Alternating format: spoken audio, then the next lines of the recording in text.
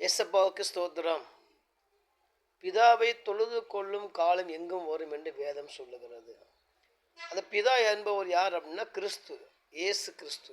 கிறிஸ்து யார்? இரட்சகர், உலக மீட்பர், மனிதர்களை சாபத்திலிருந்தும் பாவத்தில் மீட்க வல்லமை உள்ளவர்.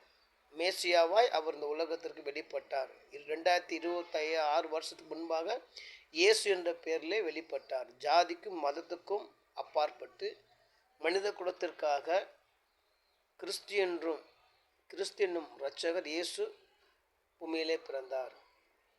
ஏன் உங்களுக்கு சொல்கிறேன் அப்படின்னா, கிபி கிமு என்று சொல்லுகிறோமே, அது ஏன்? கிறிஸ்து பிறப்புக்கு பின், கிறிஸ்து பிறப்புக்கு முன்.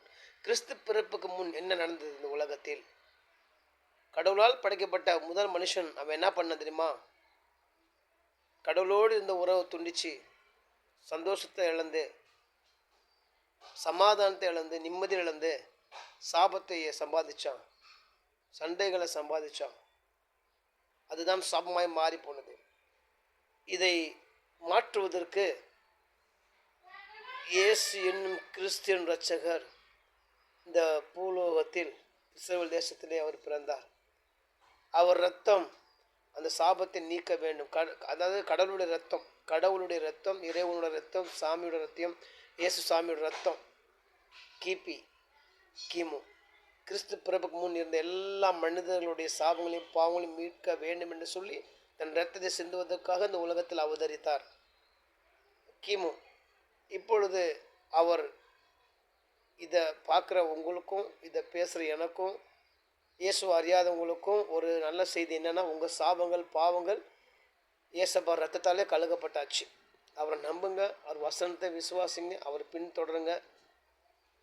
உன் வழியை கர்த்தருக்கு கொடுத்து விடு, அவரையே நம்பீரு. உன் வழியை கர்த்தருக்கு கொடுத்து விடு, அவரையே நம்பீரு.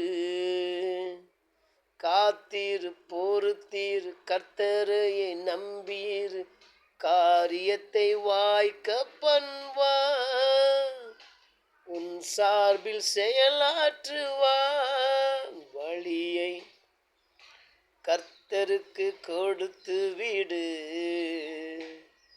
அவரையே நம்பீரு.